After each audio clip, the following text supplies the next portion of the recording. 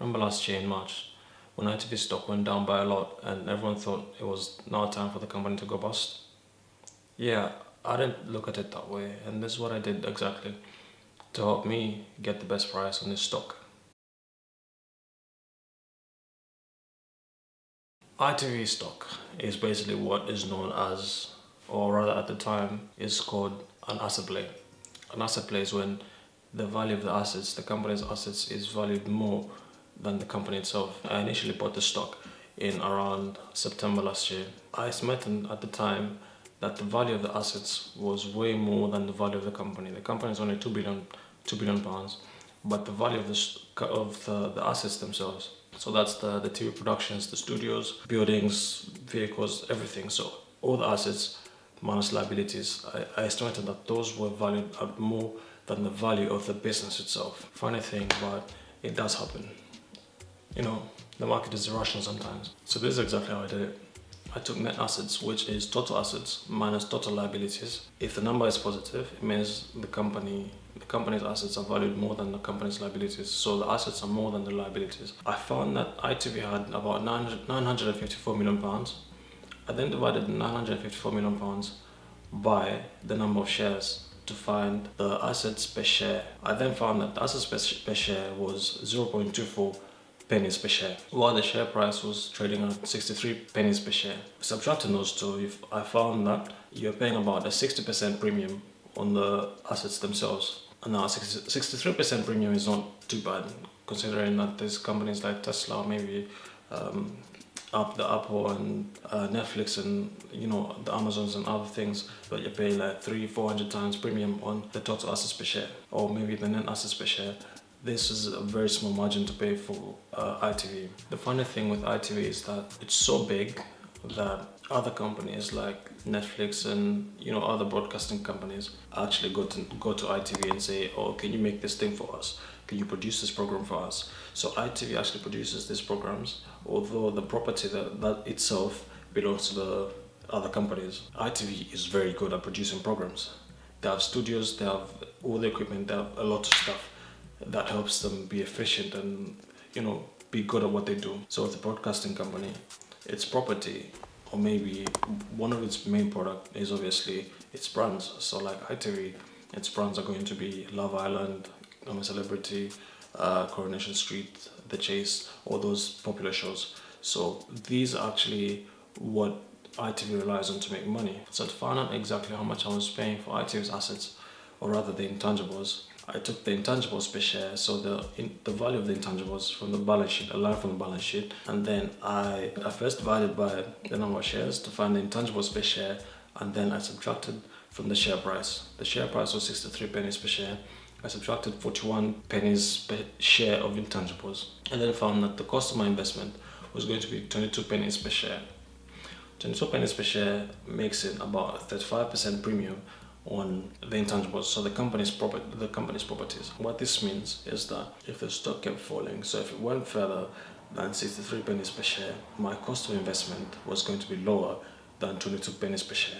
If we think about this rationally, let's just, logically, intangibles per share were valued about 1 billion or 1.5 billion, I can't remember what exactly. Just thinking about this, do you really think that everything that ITV owns, the intangibles, the brands that everyone wants to advertise on, the celebrities, the Love Islands, the I'm a Chase, everything that people enjoy on ITV would be valued at £1 billion? Does that make sense? The more the stock fell, the cheaper the intangibles became to me. So I decided to buy as many shares as I could, because I knew that this was the ceiling, this was as low as the price could go. But if it went any lower, and if it went any lower, my cost of investment was going to be even lower, so I was paying less for more assets. And being that everyone is moving to Netflix wants to expand. Netflix is obviously making their own shows, they're doing their own thing, but they need studios, they need experienced studios, they need people that know this stuff. With ITV trading at £2 billion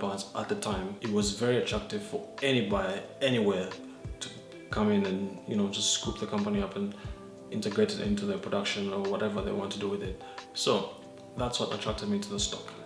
But that's not enough. Net debt from 2019 to 2020, it went down from about 1.1 billion to 700 million pounds.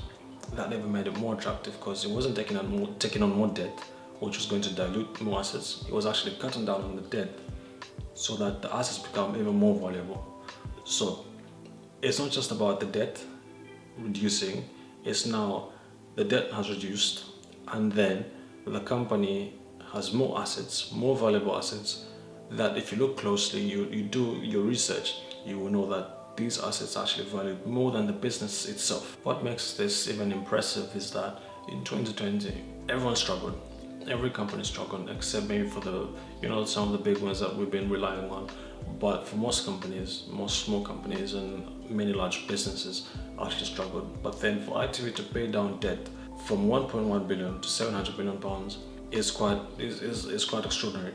And this just showed that management is actually doing something, that they want to become better. They're trying to increase the value of the assets in case someone comes in and attempts to acquire the business. In 2019, ITV had a profit to cash conversion of 87%, resulting in cash levels increasing by 159%. Now, obviously, the reduction in debt has been helped by the incredible cash generation ratio of ITV. By 2020, cash levels have actually increased even more to 400 million pounds due to the even better cash conversion. In the last 12 months, level free cash flow and unlevered free cash flow margins were actually sitting at about 20 and 21%.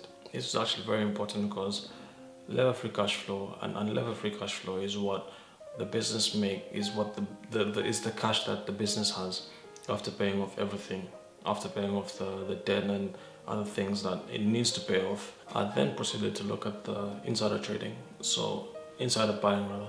So I had to consider whether non-executive directors and the directors and everyone else was actually making any transactions in this company, because obviously if the company has dropped 60% and management truly believes in the business, that the business has a future, that would be a time to buy, because they know that the prices won't go up. Although there wasn't many trades at the time, no one did any significant buying, any significant selling.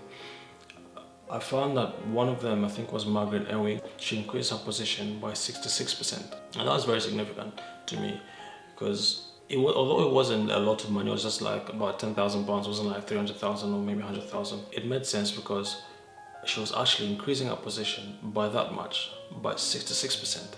So it's not just about the value of the investment, it's the proportion by which it goes up. I then went and checked whether other companies were doing the same as well. Some sold out and some were buying in. It didn't make a lot of sense to me because I wanted something very concrete, but most of them, at least at the time, seemed to hold on to their positions. Now, what you need to understand is that most assets, except for land, most asset is depreciated. So if this stuff is depreciated, but the value of these products, the value of this property is still more valuable than the share price, it should actually give you an understanding that it's worth more if it's acquired by someone else than it's worth to itself. Obviously, ITV hasn't been the best at managing things. My purpose for this analysis was basically I wanted ITV, rather I still want ITV to be acquired by another company. It takes long for any business to be acquired. There's many processes, there's many opportunities the acquirer needs to look at.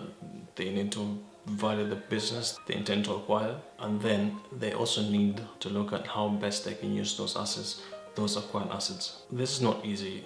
That's why most acquisitions fail, because companies fail to do this. They fail to properly execute this single task. Maybe it's not actually a single task, it's actually many tasks, but moved into one thing. The shares at the time were actually a contrarian buy. What this means is that you're actually doing what everyone is not doing. But then, because you see value in a certain company, in a specific company, in a specific product or service that a certain company provides, you decide to buy it. That's what being a contrarian is. And this was actually a very good example of a contrarian buy, and it's actually still a contrarian buy. I also looked at the price to book value of the assets. What the price to book value tells us is that when you acquire an asset, it's then depreciated.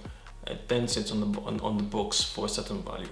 So price to book compared to the share price will actually give you a rough understanding of how far the price has gone relative to the assets. With ITV, the price to book value was actually 2.7 times, which means it wasn't very far. It didn't extend way above its value, its value of its assets. So meaning you're paying about 2.7 times the book value of the assets, which wasn't too bad as compared to Netflix. Before I decided to go ahead with buying ITV, I had to understand what made up the debt. What was the debt made up of?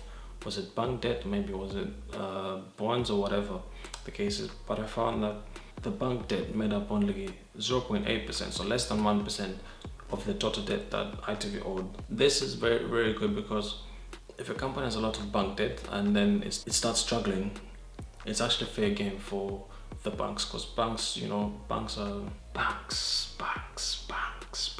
Damn, they're not the best people on earth. They're not the best organizations on earth. A company with a lot of bank debt is actually not very good for an investor, for the prospect of the company. ITV owns Love Island, Coronation Street, I'm a Celebrity. Love Island, as of 2019, the series averaged about 4 million viewers per episode. Coronation Street, another one of the UK's favorite, averaged 6.8 million viewers across all devices. And also, what you need to keep in mind is that Coronation Street is one of the oldest TV shows that exists today. The viewership numbers, you can tell you that people still enjoy this. And although people may not still be attracted to TV as such, they turn on their TVs to watch Coronation Street and to watch these other shows. So an acquirer again can simply acquire ITV and then put these same shows on their services. For example, Netflix or Amazon Prime, if they buy ITV and then they take these shows and then put them on their services, people will flock to these services just for the ITV, just for the Coronation Street and the Love Island and everything else. I'm a Celebrity. The show was one of the most watched series in 2019 in the UK, including for 16 and 34-year-olds. Love Island has been labelled as the advertiser's dream, simply because people tend to watch the show live and then use their phones to tweet, or maybe to post whatever they want to post, maybe post comments based on the show. What this means is that there's more interaction and brands are actually willing to advertise during that particular time. People want to watch this. People look forward to watching this series. And if people are looking forward to watching this, it means that the advertisers as well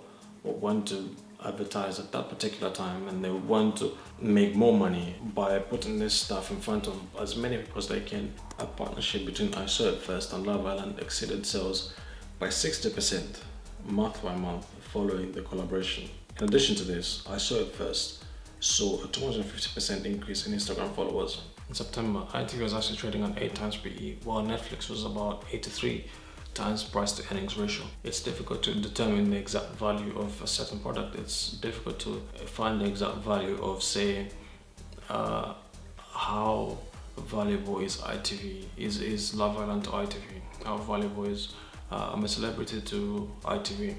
It's difficult. It's almost impossible to do that if you're on the outside, but obviously management can have a better understanding because they have everything. This is not exact numbers, these are just approximations. They are the best approximations, they're the best estimates of the potential of ITV, what ITV owns, what ITV doesn't own. What we can rely on, however, is that people watch this stuff. People watch I'm a Celebrity, people watch ITV, people watch different shows that ITV produces. Even just some of the shows you might enjoy on Netflix, ITV might have had a hand in producing those shows. This is why ITV is quite important in business today, in broadcasting, in studios. It's not just ITV as an individual television company, it's ITV studios. So there's actually two main concerns with ITV and why people don't choose to invest in ITV. Firstly, people think that ITV is out. It's in with streaming, it's in with Netflix, it's in with Amazon Primes. That may be true to some extent, but as I've already mentioned, broadcasting or maybe ITV studios is far more than just broadcasting. It's, there are backlogs of some of the shows people enjoy, and these are valuable. These actually make money.